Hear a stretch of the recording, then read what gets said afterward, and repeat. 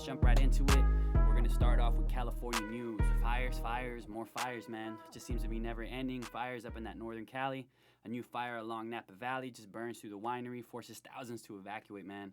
Condolences go out to anyone affected by those fires. We can only hope that our rain and cold season can finally start slowing everything down and kill out these wildfires. This Tuesday, presidential debate, 9 p.m. Everybody, check it out. It's going to mark the first debate between Donald Trump and Joe Biden. I suggest everyone go check that shit out. One of these two idiots are going to be leading us the next 4 years, so let's check them out. Imperial Valley News, Calexico Council approves small business loan program. So any businesses that have been operating since December 31st, have a valid business license, and are in good standing with the city are eligible to sign up. So you guys check that out. The county courts have also passed plans to reopen themselves. Phase 1 is going to take effect around October 5th. That will allow civil calendars, probate calendar, and long cause family law matters to be heard in person. Also, the civil and criminal clerk's offices will be open to the public by appointment for all filings. The Access Center and Small Claims Advisor will be available by appointment only for virtual or in-person service, and Phase 2 is going to start on October 13, where in this phase, all family matters, all restraining orders, hearings, traffic, small claim calendars can all be done in person. The traffic office will also be open to the public then. The next few phases after that are going to be announced at a later date. Jumping into Solus Industries news, so we have an art contest still going on, guys. All you beautiful artists out there, please send in your version of Tez, our mascot, and the name Solus Industries on that drawing to our email, contact@solusindustries.com. By October 27th to be eligible to win $100 cash, free merchandise, become a featured artist, and a bunch more stuff, man. Don't hesitate to contact us, ask questions, and all that. Videography, photography, guys. We wanted to take this time to thank you, everybody that's been liking our videos, watching it. It means a lot to us. Well, for those who watch. We are here to help you guys out, make the stuff that you want to make as well. So anyone that needs something filmed, need to take photos of your event, shit, we got you guys right here. We do birthdays, gender reveals, music videos, quinceañeras, more, man. We sit down and talk. We can sit down, talk prices, ideas. Just send us an email or send us a message on our IG, Twitter at SolusIND. Look us up on Facebook, SolusIND. Shit, we also have live sound equipment for anyone that needs music played at those events and stuff. So hit us up, contact@solusindustries.com. All right, so now moving on, SI Sports. It's going to be a huge section on MLB since we are starting the playoffs already. We're going to go through each matchup, just talk a little bit numbers. So we're going to take a look real quick at the AL playoff bracket first. Number 1, Rays versus Blue Jays, and versus number 8. Number 1, Rays versus number 8, Blue Jays, excuse me. Rays have been a force all year, honestly. This is year taking out most teams that stood in their way. They were led by a strong pitching staff. It's evident by their .359 team ERA, ranked number 3 in MLB, and a number 13 ranked offense in the major leagues. The Blue Jays were able to sneak into the playoffs as the third team of the AL East, led by Gurriel Jr., Kevin Biggio, Teoscar Hernandez, Vladdy Jr. Blue Jays ended with a team .255 batting average, which is 12th best in the majors, and a .460 team ERA, ranked number 17 in the MLB. I mean, this series looks to be a good one, especially since the Blue Jays do have some good hitters that can get hot and take over the series since it is a short series. They get hot at the right time, you know what can happen. So although in the end the Rays pitching staff is probably going to be too much, it's probably going to end up being too much for these upstart Blue Jays. I say Rays in 3. Number 2, Athletics versus number 7, White Sox. The A's and White Sox, shit, it's a great matchup. We're seeing some big hitters in this series for sure. So you guys expect some bombs coming up in this series.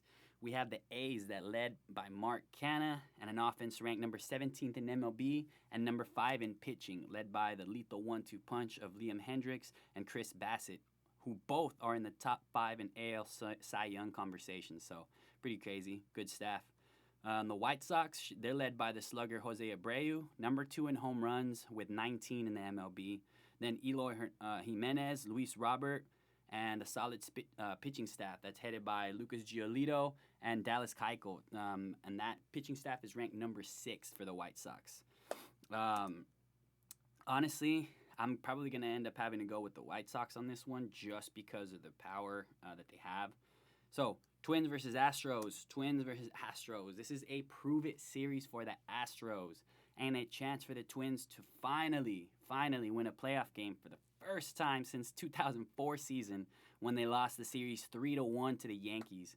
Too familiar sight for the Twins fans, with the Yankees eliminating the Twins 6 out of the last 7 postseasons that the Twins qualified for. Twins trout a number 15 offense in the MLB, headed by Nelson Cruz, who's been crushing it this year. Has 16 home runs, 303 batting average, and a 992 OPS. Man, the pitching staff is ranked number 4 in the MLB, so that does not bode well for the struggling Astros, who failed to finish above 500 after winning over 100-plus games in 3 seasons in a row, from 2017 all the way to 2019. The Astros right now in this season have an offense ranked number 16 with a team batting average of 244, led by George Springer, hitting 15 home runs, Michael Brantley hitting over 300, and then young start Kyle Tucker. And the number 13 ranked pitching staff led by Greinke and Urquidy. This seems to be a sweep on paper, with the Astros offense and the bullpen struggling all season, and the Twin staff being ranked number 4 should be an easy series win for them. But with the pedigree and the experience the Astros carry from the past postseasons, expect the Astros bats to come alive. It's really going to be a toss-up, but I believe if it goes, past those 3 games, the Astros are going to take it. Cleveland and Yankees, this is going to be a good series, number 4 and number 5. Indians and Yankees, going to be an exciting series. Quite frankly, it's a shame that it's such a short series that we have. We have great teams going at each other early in the playoffs. This is awesome. I love to see that. The Yankees have the number 5 offense in the MLB, ranked number 1 in the AL, led by DJ LeMahieu hitting 364 and Voit leading the MLB homers with 22. The pitching staff, on the other hand, ranks number 14 for the Yankees, led by Garrett Cole, Tanaka, and Britton to close things out. The Indians, however, are ranked number 2 in the MLB with the pitching, with their starter Shane Bieber more than likely to win the Cy Young this year, followed by Carlos Carrasco, and they have Brad Hand to close out those games. The offense is led by Jose Ramirez with 17 home runs, but is ranked only number 27 in the MLB with a subpar team average of 228. This should be a classic case of good pitchers being able to shut down an offense, struggled to find their identity all year, to be honest.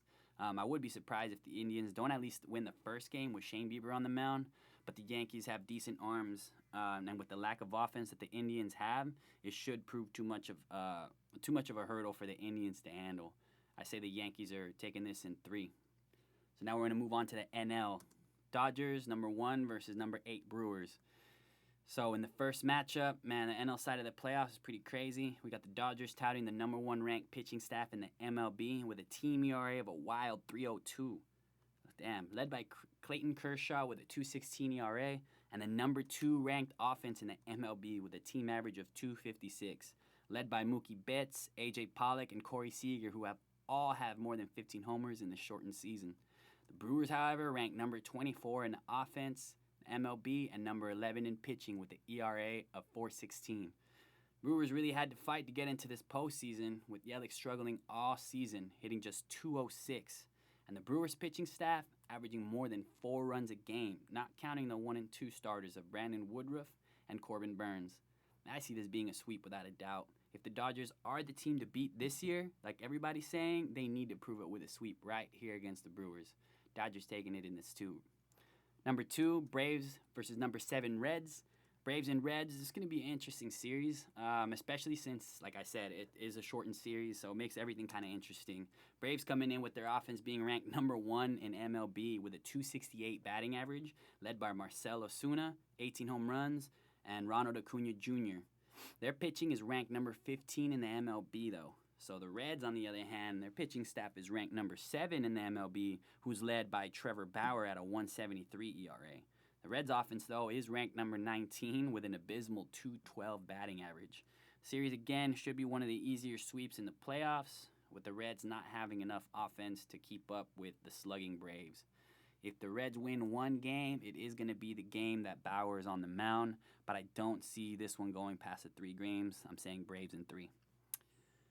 Number 3, Cubs versus the number 6 Marlins. Cubs versus Marlins. This is probably going to be, honestly, one of the easiest series that I think, and it's probably going to end up in a sweep for sure. These 2 teams aren't close in competitiveness, and it should show in this series. I mean, Marlins did a good job getting in, but They're going to go up against the Cubs, ranked number 21 in offense. Jason Hayward leading the team with a 265 batting average and a pitching staff that ranks number 10 in the MLB with a team ERA of 3.99, led by Yu Darvish at a 2.01, Kyle Hendricks at 2.88 ERA. The Marlins offense, on the other hand, ranked number 23 in the MLB with a batting average of 244 and a pitching staff ranked 21 in the MLB. This team is led by Miguel Rojas, 304 batting average, and pitchers Pablo Lopez, 361 ERA, and then Sandy Alcantara with a 3 ERA.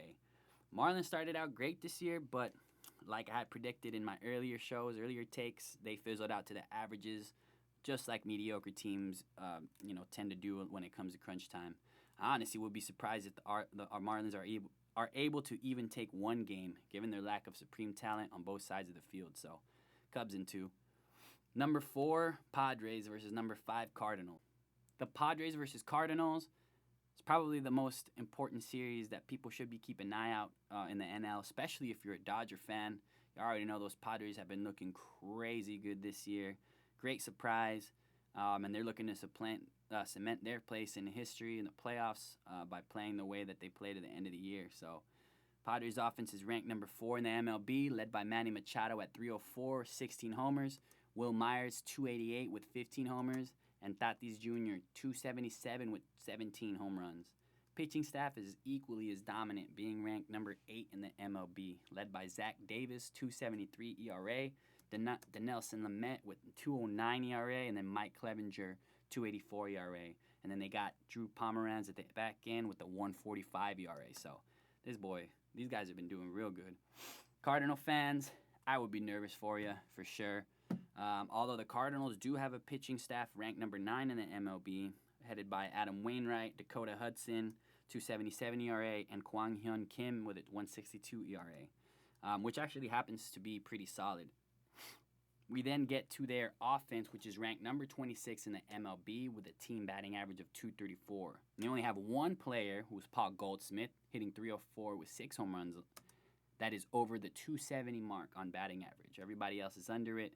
Even though the Cardinal staff looks and has been good for the season, that glaring weakness on offense is going to give the Padres chances to capitalize, to put up numbers with that stellar offense, and along with the great pitching the pitching that it touts. I don't see the Cardinals winning any one of them here, to be honest. Padres in 2 for sure in a sweep. So hopefully you guys can take that into consideration, fill out your little brackets, get some money, let them know who's the one that helped y'all pick. So yeah, that's kind of how I feel. See the first series kind of shaping out for the playoffs in MLB, and then we'll do another video next week talking about the next wave of series is coming up. So we're going to jump right quick into the NBA. So finally got to the NBA Finals. We know who's going to be there at the end. We're super excited to see what you guys have to think about it. We got the Heat versus the Lakers. Man, who you think is going to win this championship? Will it be Butler's time to take that ring home and prove to everyone that he is the superstar that he thinks he is? Can he prove that he has that ultimate alpha mentality to not be taken out this year? Will the supporting cast be enough to counter AD and LeBron? Or will LeBron's killer mentality he's shown in the past 2 series be too much for the young, talented Heat team? Shit, I'm super excited about it. And I do think that it's going to be a great series. End up going to go back and forth in the first 4 games. They're going to split those 4 games for sure. But I see LeBron taking over games 5 and 6, putting that nail in the coffin that was already built the minute the Heat took down the Celtics, man. This is LeBron's year, man. He's looking scary. And honestly, it's probably the most fearless that I've seen LeBron play, with the exception of the 3-1 comeback versus the Warriors in 2016 to a 73 Warrior team. This man is bringing it harder than any other player that I've seen, especially in his age, man. Not to only have the physical capability, but to be mentally strong up there for that many years.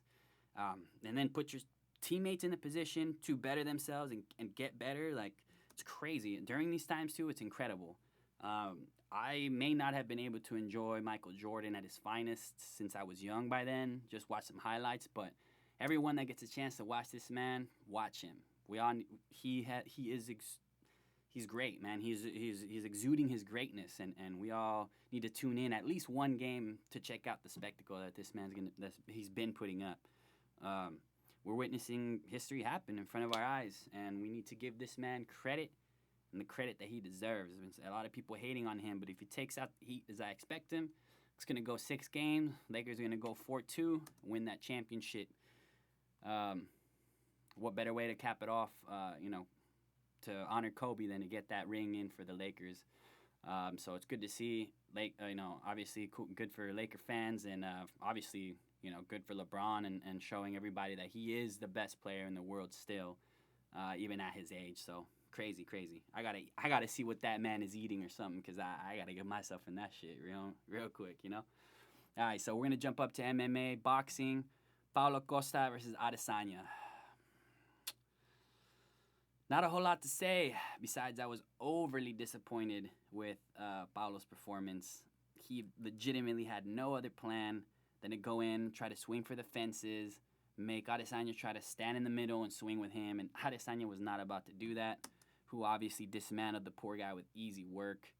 Adesanya got some few leg kicks in, got that leg compromised, put him off balance, and then ended his night with a left hook that dropped him. Adesanya went in for that ground and pound, and that's all she wrote. It was a great showing by the champ. Showed many doubters the reason why he is the champion. So hopefully not many people keep doubting this man. I did myself going into this fight, and it just showed there's different levels to it. You can go and start swinging, and if the other person just swings with you and you have more power, you're usually going to win. But the technique, the distancing, everything is super important. And this man, he's got it down to a T. Very, very excited. Very, very precise with his strikes. Doesn't waste a lot of stamina. He gauges his distance really well. She understands all the situations that he's in and execute his plans very well. So hats off to him. I'm excited to see the next fight. I think it was Khamzat Chimaev. They're saying that he's the one next to come out and try to take this guy out and stuff. So he hasn't had a lot of fights either. He's looking good too. But again, it's like Paulo Costa. He looked crazy good too, undefeated. And then once you get up against Adesanya, it was just like a whole different level. So hopefully this man understands what he needs to do in order to win, and kind of take that into consideration. I'm excited for the Justin Gaethje and the Khabib fight. That one's going to be super awesome, too. I think that one's in around October as well or so, I believe. So everybody tune into that one for sure. We're going to probably talk a little bit more leading into that fight. And then a week or two before that, we'll kind of break down analysis, talk about it, and then do post-fights and all that stuff. So, yeah. On in boxing, Teofimo Lopez versus Vasyl Lomachenko. If y'all don't know who those men are, y'all check them out on YouTube. Go check their highlights out. Teofimo Lopez or Vasyl Lomachenko. Please, check it out. If you're a boxing fan, y'all need to check it out and see it, okay? If you never watched them, there's some good fucking fights that y'all put in. So, Teofimo, great undefeated fighter, going against the Cell Taker, Lomachenko. It's going to be a great fight with the young upstart 23-year-old looking to take the 4 belts away from Lomachenko that he currently holds. This fight will happen on October 17th on Top Rank and ESPN. So next fight, Tyson, Roy Jones Jr. This fight gets me excited, giggly, all the things you can think about. People in our generation were not able to experience Tyson at his prime, but we're at least going to get a chance to see him fight against another great in Roy Jones Jr. So 2 of the greatest fighters in boxing history are going to face off in an exhibition for us. This feels like it should be considered some sort of legend title fight or something, right? Or something of that nature. That would make things a little more interesting, give these men a little bit more purpose to fight. But honestly, I'm just super excited to see that they're willing to come down and give us a spectacle that a lot of people, wouldn't have been able to see, them being past their primes, But like I said, from the training videos that I've seen, Tyson looking fierce. Roy Jones is looking pretty good. So, again, I'm hoping that this goes a good fight and they give us something to talk about for sure. That wraps about another episode up of SI News. Everybody, thanks again for checking us out. Appreciate y'all. I love y'all. Please don't forget to subscribe to our YouTube channel, Solus Industries. Go check it out. Our IG Twitter page, Solus IND. Show us some love, baby. Thank you for checking us out, tuning in. See you guys next time. Remember, together we rise.